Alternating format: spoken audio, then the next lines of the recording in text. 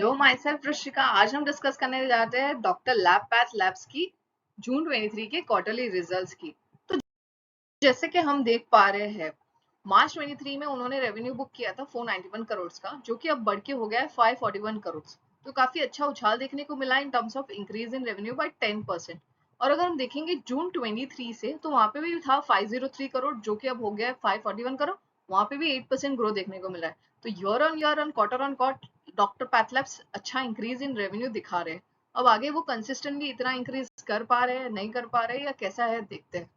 अब उसके profit discuss करें तो जून में उन्होंने net profit before exceptional item 16% book किया था and net profit after tax 12% पे बुक किया था, जो कि मार्च में इंक्रीज होके हो गया था 17% before exceptional item and 12% net profit after taxes.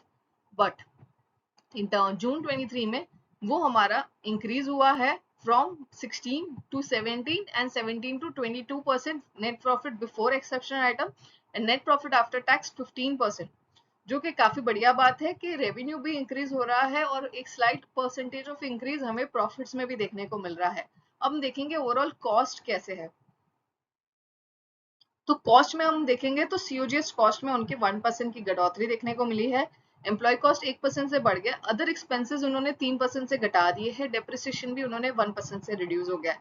तो ये दर्शाता है कि जो ऐसे कुछ अदर एक्सपेंसेस लाइक एडवर्टाइजिंग और अदर कॉस्टिंग वो शायद कंपनी ने कंट्रोल्ड की है। इस वजह से रेवेन्यू तो इंक्रीज हो चुका था एंड प्रॉफिट्स हमारे और इंक्रीज हो गए हैं। अब let's see how EBITDA margin is over there. तो मार्च 23 में 23.54 था, जो कि इंक्रीज होके हो गया अब डायरेक्टली 27.02%, जो भी बढ़िया अच्छा रहा है।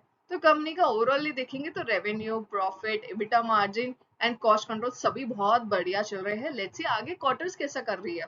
अब हम इंपॉर्टेंट रेशियोज को डिस्कस करेंगे।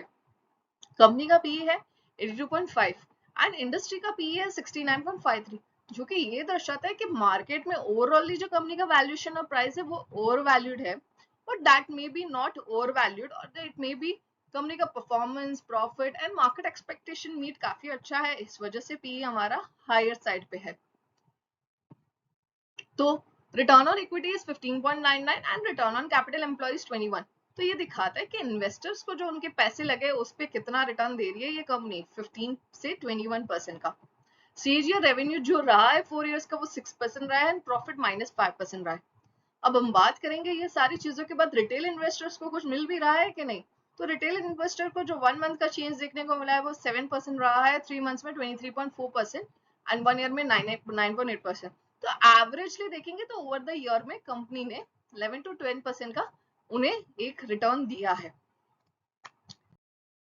सो ओवरऑल अगर हम फाइनेंशियल को डिस्कस करेंगे तो हम जैसे कि रेवेन्यू हमारा इंक्रीज हो गया है फ्रॉम 503 टू 541। ग्रॉस मार्जिन हमारे 73.9 से 79.1 हुए हैं। एबिटा मार्जिन में 23.4 से सीधा ही तो 27 पे हो गए हैं। एक्सेप्शनल आइटम्स में अगर हम देखेंगे 16.19 टू 21.72 हुआ है and net profit after taxes भी काफी अच्छे इंक्रीज हुए फ्रॉम 11.58 टू 15.45। कंपनी ने काफी बेहतर परफॉर्म किया है। अब देखते हैं आगे के क्वार्टर्स में कैसे और इसके शेयर प्राइस पे क्या चेंजेस देखने को मिल रहे हैं। Thank you for watching me. Do like and subscribe my channel the number talks bye Rishika. And yes, आपको और भी मेरे रिजल्ट्स देखने हैं और बहुत जल्दी देखने हैं, तो उसे सब्सक्राइब जरूर करिए और अपने फ्रेंड से भी सब्सक्राइब करवाइए उसे।